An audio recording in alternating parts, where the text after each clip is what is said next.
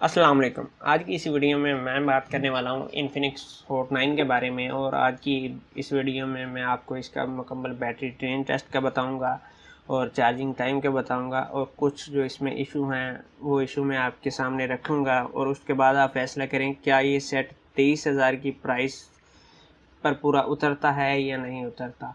और यहाँ पर मैं आपको ये बात बता दूं कि ये 2 मई को सेट मुझे रिसीव हुआ था और आज 11 मई है। ये पिछले 8 दिन से सेट मेरे पास है, तो ये कस्टमर रिव्यू है।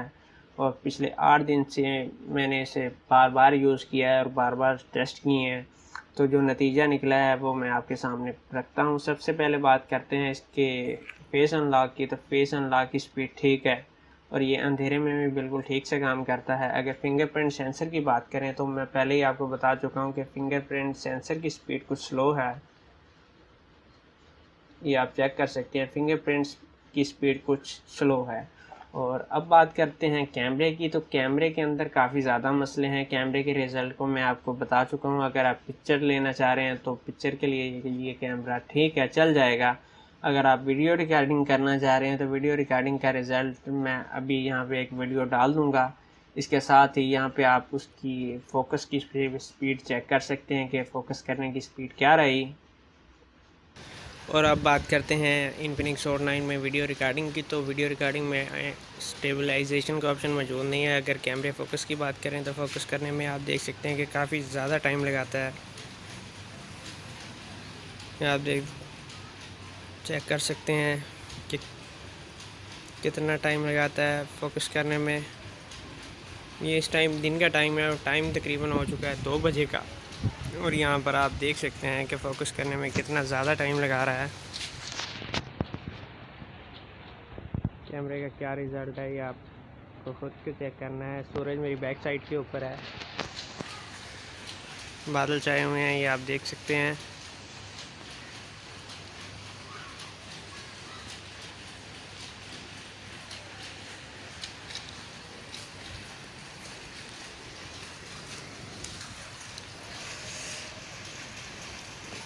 यहाँ पर आप देख सकते हैं वीडियो इसकी रिकॉर्डिंग का रिज़ल्ट इसका कैसा है। तो जनाब ये थी इन्फिनिक्स हॉट 9 की वीडियो रिकॉर्डिंग। अब चलते हैं और बात करते हैं दूसरे फ़ीचर की। तो इस वीडियो के बाद अब मैं बता देता हूँ कि इसके ब्यूटी और बोके जो मोड हैं कैमरे के काफ़ी अच्छे तरीके से काम करते हैं।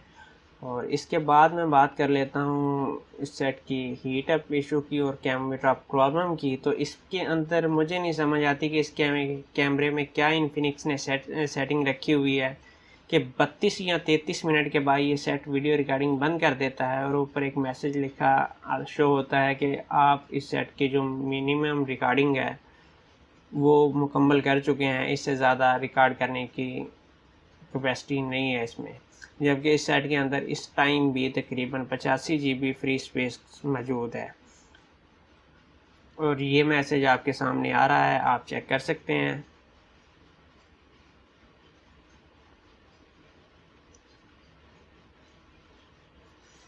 तो अब बात कर लेते हैं इसके अंदर पबजी की। तो पबजी मैंने जो इसके अंदर खेली है उसका मैंने एक वीडियो अपलोड कर दी थी, उस वीडियो का लिंक मैं नीचे दे दूंगा। बाकी इस वीडियो में भी मैं आपको छोटी सी इसकी सेटिंग दिखा देता हूँ पबजी की। तो यहाँ पबजी की सबसे पहले मैं आपको ग्राफिक्स दिखा देता हूँ। ग्राफिक्स में अगर आप देखें तो आपके पास फ्रेम रेट लो और मीडियम के मौजूद हैं। अगर आप लो में खेलते हैं तो आप स्मूथ और बैलेंस में खेल सकते हैं। एचडी में जाने का आपके पास ऑप्शन नहीं है। और अगर बात करें मीडियम की तो मीडियम में भी आप स्मूथ और बैलेंस में खेल सकते हैं, जबकि एचडी में जाने का ऑप्शन नहीं है। सेट में कुछ जब आप पबजी खेलते हैं तो आपको फायर कहते हैं तो फायर नहीं होता। मुझे नहीं पता क्या रीज़न है, टच नहीं काम करता, मगर मैंने हर तरीके से चेंज कर लिया। आप कभी कहीं भी फायर करता है, ज़्यादातर फायर करता है, मगर कभी कभी ये फायर नहीं करता। बार बार अगर आप बटन को दबाते रहें तब भी ये फायर नहीं करता। अच्छा, पबजी के बाद बात कर लेते हैं इसकी बैटरी ड्रेन टेस्ट की। तो फ़ोन बैटरी ड्रेन टेस्ट पे बात करने से पहले बात कर लेते हैं इसके हीटअप इशू की। तो इसके अंदर बहुत ज़्यादा हीटअप इशू है, हद से कुछ ज़्यादा ही है। तो अब मैं आपको बैटरी ड्रेन टेस्ट बताता हूँ और उसके साथ साथ मैं बताऊंगा कि बैटरी का टेम्परेचर क्या रहा। सबसे पहले इस सेट का जो मैंने बैटरी ड्रेन टेस्ट स्टार्ट किया तो इसकी बैटरी 100% थी। 100% पे मैंने 1 घंटा ऑडियो प्ले किया। तो 1 घंटे की ऑडियो प्ले में फुल आवाज़ के साथ इस सेट ने सिर्फ 2% बैटरी यूज़ की और बैटरी बाकी थी 98%। उसके बाद मैंने वीडियो रिकॉर्ड करना शुरू की। तो जैसा कि मैं आपको बता चुका हूँ कि ये बार बार जो वीडियो थी उसे बंद कर देता था 32 या 33 मिनट की। तो इस सेट के अंदर मैंने टोटल 85 मिनट की वीडियो रिकॉर्डिंग की। तो सेट की बैटरी 98% थी। 98% से जब मैंने रिकॉर्डिंग बंद की तो बैटरी बच गई 78%, 78%। और जो फ़ोन का टेम्परेचर था वो 47 हो चुका था। जिसके बाद मैंने यूट्यूब पर एक ड्रामा देखा और जो उसके पिक्सल थे 480 पिक्सल की वीडियो थी वो। तो बैटरी पहले जब मैंने टेस्ट स्टार्ट किया 78% थी। पूरे 1 घंटे के बाद बैटरी बच गई 70%। 1 घंटा 480 के साथ वाईफाई पर चलते हुए सेट ने 8% बैटरी यूज़ की।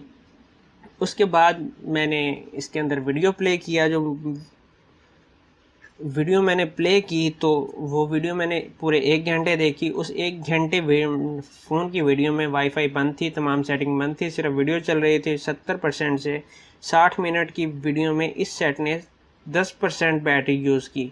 ये बात मेरी समझ से बाहर है कि अगर आप वाईफाई पर देख रहे हैं 480 पिक्सल की वीडियो तो ये सेट 8% बैटरी यूज़ कर रहा है, जबकि आप मोबाइल के अंदर रखी हुई वीडियो देख रहे हैं तो ये फ़ोन 10% बैटरी को कंज्यूम कर रहा है, जबकि ये वीडियो 360 की वीडियो थी। और फ़ोन का टेम्परेचर 40 रहा और बैटरी का टेम्परेचर इसके अंदर रहा 39। और उसके बाद मैंने वीडियो रिकॉर्डिंग स्टार्ट की फ्लैश लाइट के साथ। जब मैंने वीडियो रिकॉर्डिंग स्टार्ट की तो फ़ोन की बैटरी थी 60% और 14 मिनट की रिकॉर्डिंग के बाद ही ये सेट हिम्मत हार गया और इसने जवाब दे दिया कि मेरा टेम्परेचर काफ़ी हाई है और मैं रिकॉर्डिंग नहीं कर सकता। तो रिकॉर्डिंग मैंने बंद कर दी। तो 14 मिनट में इस सेट ने 6% बैटरी यूज़ की। और जब मैंने ये टेस्ट स्टार्ट किया फ़ोन की बैटरी जो टेम्परेचर था 40 था और बैटरी का टेम्परेचर 39 था। और 14 मिनट के बाद ही फ़ोन का टेम्परेचर 50 पे जा चुका था और बैटरी का टेम्परेचर 45 पर जा चुका था। और कुछ देर बाद फ़ोन को नॉर्मल करने के बाद मैंने एक मरतबा फिर वीडियो रिकॉर्डिंग स्टार्ट की। तो इस मरतबा इस फ़ोन ने 38 मिनट की रिकॉर्डिंग की फ्लैश लाइट के साथ। और जब मैंने बैटरी टेस्ट स्टार्ट किया था फ़ोन की बैटरी 54% थी। और जब ये टेस्ट मैंने ख़त्म किया सेट की बैटरी 41% रह गई थी। यानी कि इस सेट ने 38 मिनट की रिकॉर्डिंग में 13% बैटरी यूज़ की। और फ़ोन का टेम्परेचर जब मैंने स्टार्ट किया था फ़ोन का टेम्परेचर 40 था और बैटरी का टेम्परेचर 35 था। जब मैंने ये टेस्ट ख़त्म किया तो उस टाइम बैटरी का जो टेम्परेचर था 45 हो चुका था और जो फ़ोन का टेम्परेचर था 50 हो चुका था। उसके बाद बात कर लेते हैं पबजी की। तो पबजी इस सेट के अंदर मैंने मुसलसल 2 घंटे खेली है और 2 घंटे के अंदर इस सेट ने जो बैटरी कंज्यूम की है वो मैं आपको क्या बताऊं कि जब मैंने टेस्ट स्टार्ट किया था सेट की बैटरी 41% थी और 2 घंटे के बाद फ़ोन की बैटरी सिर्फ 11% बची हुई थी। और इस सेट में जब आप पबजी खेल रहे होते हैं तो यहाँ पर मैं आपको दिखा देता हूँ कि जैसे ही 2 घंटे आप कंप्लीट करते हैं तो आपके सामने इस तरह का एक मैसेज शो होता है। यहाँ पर आप देख सकते हैं कि आपको 2 घंटे मुसलसल हो चुके हैं खेलते हुए, तो यहाँ पर आपको एक ब्रेक ले लेनी चाहिए। तो ये था पबजी के बारे में। तो यहाँ पे बैटरी इसकी बच गई 11%। उसके बाद ये सेट मैंने रख दिया।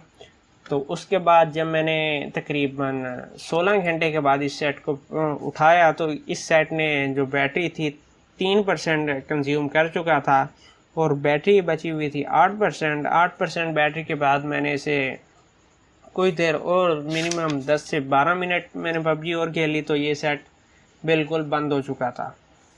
अब बात कर लेते हैं इसकी चार्जिंग टाइम की।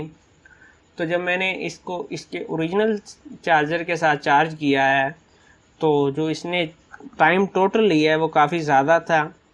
यहाँ पे डिटेल में आपके साथ शेयर कर देता हूँ कि 30 मिनट के रिकॉर्डिंग में 30 मिनट की चार्जिंग में इस सेट ने 14% बैटरी चार्ज की थी, और 1 घंटे में इस फ़ोन का ये जो बैटरी थी 28% थी, और 2 आवर्स में इसकी बैटरी 56% थी, जबकि 3 आवर में इसकी बैटरी जो हुई थी वो 85% थी, और 4 आवर एंड 6 मिनट के अंदर इसकी जो बैटरी थी 100% मुकम्मल हुई। और 4 घंटे और 5 मिनट का टाइम, 6 मिनट का टाइम काफ़ी ज़्यादा होता है, और जो मैंने आपको डिटेल बताई है इसके मुताबिक अगर आप चेक करें तो ये तकरीबन कोई 10 घंटे भी नहीं बनते। तो 10 घंटे बैटरी टाइमिंग है। अगर आप मुसलसल यूज़ करते हैं तो 4 घंटे आपको इसको चार्ज करने में लगेंगे, जो कि बहुत ज़्यादा टाइम है। तो ये था इस सेट की अब बैटरी ड्रेन टेस्ट और चार्जिंग टेस्ट के बारे में। इंशाल्लाह कैमरा अपडेट करने के बारे में सोच रहा हूँ, मगर आपको पता है कि कारोबार बंद है, जैसे कि काम खुलते हैं इंशाल्लाह DSLR लेने की चांसेस हैं कि वो लिया जाए ताकि वीडियो की क्वालिटी इम्प्रूव हो चुके। और ये जो मैंने रिव्यू आपको दिया है ये कस्टमर रिव्यू है, ये कोई पेड नहीं है। और आप अगर ये सेट लेना चाह रहे हैं तो मेरा मशवरा यही है कि आप ये सेट ना लें। इस सेट में सिर्फ 100 जो उन्होंने 28 GB आपको स्पेस दी हुई है उसी के पैसे चार्ज हो रहे हैं। बाकी ये सेट लेने से बेहतर है कि आप Realme का C3 ले लें। वो सेट आपको 20,500 में 20,000 में मिल जाएगा। उसके अंदर आप एक कार्ड इंसर्ट करें, वो आपका बेहतरीन सेट है। इसकी 4 GB रैम से कहीं ज़्यादा उसकी स्पीड होगी और परफॉर्मेंस रहेगी। ये सेट बेकार सेट है, इसके अंदर हीटिंग बहुत ज़्यादा इशू है। अभी आपके सामने मैंने कोई चीज़ यूज़ नहीं की और फ़ोन का टेम्परेचर मैं आपको दिखा देता हूँ। यहाँ पर आप देख सकते हैं कि इसके अंदर मैंने क्या यूज़ किया है, कुछ भी यूज़ नहीं किया। और फ़ोन का टेम्परेचर इस टाइम भी 46% है और 43% है। यहाँ पर आपको पता चल गया होगा कि सेट की क्या परफॉर्मेंस है और क्या नहीं है। ये सेट अब तक का मैंने जितने भी इन्फिनिक्स के सेट यूज़ किए हैं सबसे घटिया सेट यही था। इससे ज़्यादा मैं कुछ नहीं कहूँगा। इंशाल्लाह इसका जो मुकम्मल कैमरा टेस्ट है वो भी मैं जल्दी अपलोड कर दूँगा, और आपको एक लिंक मिलेगा, उसके अंदर इसकी पिक्चरें जो मैंने इस सेट से ली होंगी वो होंगी। आज की वीडियो बस यही तक थी, और वीडियो को लाइक करें और चैनल को सब्सक्राइब करना मत भूलिएगा, क्योंकि जो मैं आपको रिव्यू देता हूँ वो कस्टमर रिव्यू होता है, और आपको पता है कि कस्टमर रिव्यू करने में कितनी मेहनत होती है और काफ़ी टाइम लगता है। तो आज की वीडियो बस यहीं तक थी। अपना बहुत सारा ख्याल रखिएगा और चैनल को सब्सक्राइब करना मत भूलिएगा। इजाज़त दीजिए। अल्लाह हाफिज़।